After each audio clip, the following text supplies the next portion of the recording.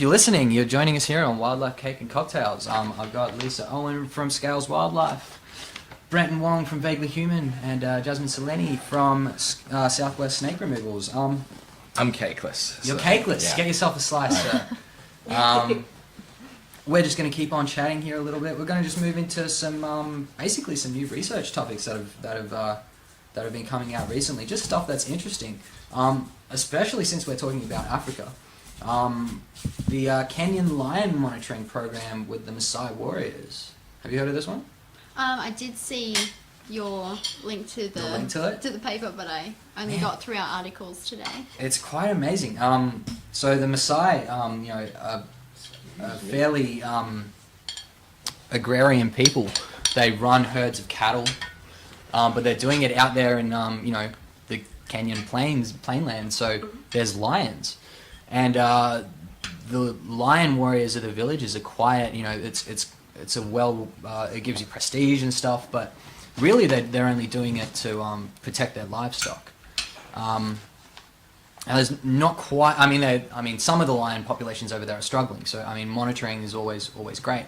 And I guess scientists, I guess nerd folk, can only field observe so well. So having these guys out there who are not really that, I guess, I mean, they're cautious, but they're not as afraid as we would be, to get up close and really observe these animals and identify them individually and really get better data. So the program... That's the one that ate 10 of my cat. Yeah, exactly, yeah. That one's only eaten 8. Not only that, but these guys range, they have to move their livestock from one place to another across the plainlands. So, they're intimately, aware of all the different, habitat features, microhabitats, and all the different seasonal climate variations. So I mean... predicting as well as reacting. Yeah, absolutely. But so they need to know it a lot. Yeah, exactly. Yeah. And on top of that, they're not afraid to get close to a big fucking lion, because I've got a stick, motherfucker. Like, and a loincloth. Yeah. Boom! Bam! I think they wear the big red full sash thing. And, big stick and a knife, like long fucking spear, knife, good to go. Fuck you, lion. You're not having my cows. So, I mean, but the great thing is, now that there's a program, and it was in Dolrenry et al. 2016, I think from Conservation Biology.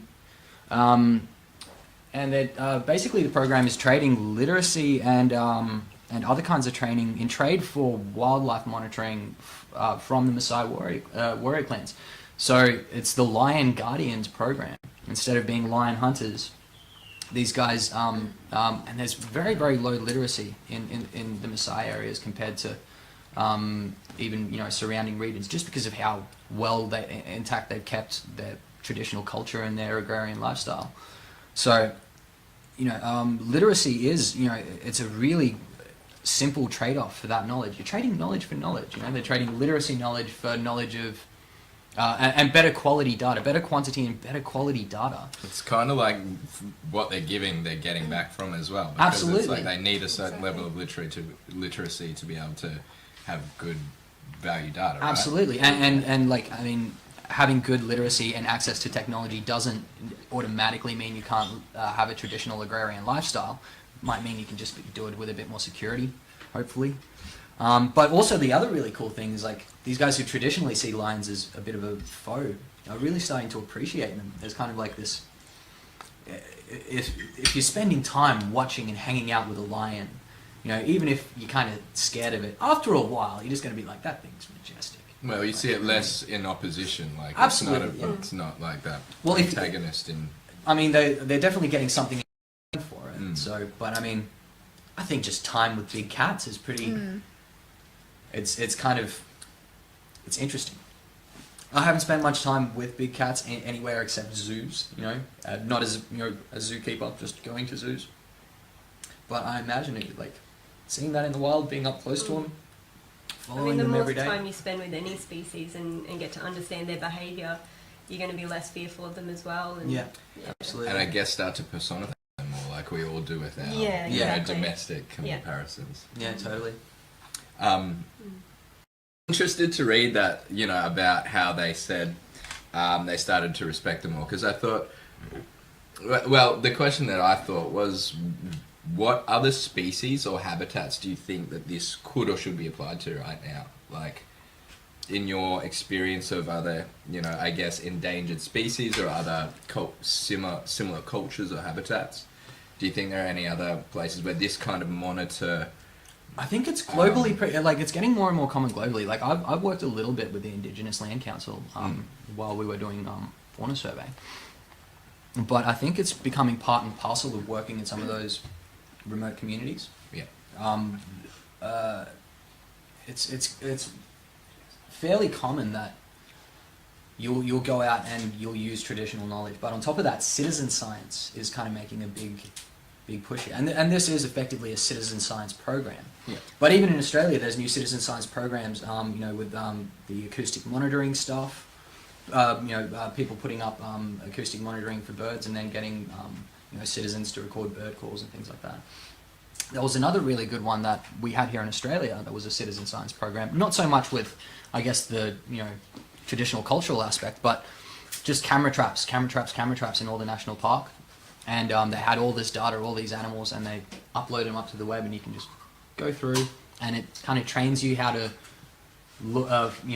go through the pictures and find the animal, and you go, oh look, that's actually an echidna. I'm 100% sure. So you go, animal, species, how certain are you of this? And then everybody in the world could log on to this Australian website and do a bit of citizen science. I did like 10 myself just because it was fun, and I was just like, oh look, there's a wallaby, there's a redneck wallaby, there's a swamp wallaby, there's an echidna. It's great. So I guess to put a finer point on my question, instead of just me ranting. Are there any, I guess, endangered species where there's this either traditionally or holistic view that they are either a predator or a menace or something where involving either citizen science or doing, this sort of monitoring thing? I'm trying to think something off the top of my head where there's a clash between that's kind of wildlife populations and maybe sort of some kind of traditional agricultural culture. Well, I think Joe's apartment, the movie. The cockroaches. Yeah, exactly. He those little fuckers when he starts the movie, but by the end, man, he has that appreciation. Singing with them and everything. Yeah, there you go. Yeah, so I don't know. Well, both the places I've worked in overseas, at Borneo Orangutan Survival Foundation, obviously out there, orangutans are losing a lot of forests, but it's also they're having clashes with local tribes and communities where they'll come in and they'll raid crops and right. Obviously there's a lot of fear because they're huge animals and they can be very dangerous, especially the ones that have had a lot to do with humans in the past. If they've been hand raised and then released back into the wild, right. They're comfortable with humans, so then they will come and expect food because that's where they got their food from before. So right. there is a lot of fear around that as well, but yeah, also protecting crops and things. So always the same reason not to feed wildlife. Yes, exactly. The project I was working on, we were out in the middle of the rainforest where we had released a bunch of rehabilitated orangutans, and there was only me and 2 other volunteers, and the rest of the people employed there were locals from local villages, and to get them excited and involved in this kind of thing makes them want to protect the land. It makes them want to protect these animals. They have a responsibility for these things. So I think it's really important in all areas. We did the same in Kenya when I worked at Colobus Conservation. We had the locals were the only ones employed there as well, and the rest, the volunteers, were all from overseas. And you get in the local schools to educate them. There's a lot of problems with crop raiding, same what you had in South Africa. The bushmeat trade is still going on there. A lot of snaring. A lot of the animals will raid the little stalls on the side of the road as well, fruit stalls and things like that. Okay. Yeah, they leave a lot of trash out to trash piles where they burn their trash, and that brings more populations of baboons in, and so there's a lot of conflicts going on there, and bringing the locals into it and getting them to see that these animals are not dangerous. This is how we can resolve some of these issues, and they're important to preserve because these reasons. I guess the only example that I could think of would be off the top of my head would be the anti-venom production in southern India. It's basically mostly a traditional culture of snake catchers out there who now do all the snake capture for anti-venom production. And oh, cool. Yeah, so I mean, and even there's still there's always going to be issues, but they do such an amazing job. They're such fantastic naturalists when it comes to snake behavior and snake ecology that, oh man, it's fantastic. So it's just kind of helping them to, I guess, reinterpret their knowledge from an antagonist-based sort of thing to to altering respect. attitudes. Yeah. And it's always good to see, man. I think it's always good. And P.S. You guys lead such boring lives. Yeah. Oh, I know. It's terrible, isn't it? Science, Look. go places. All right, guys, moving on.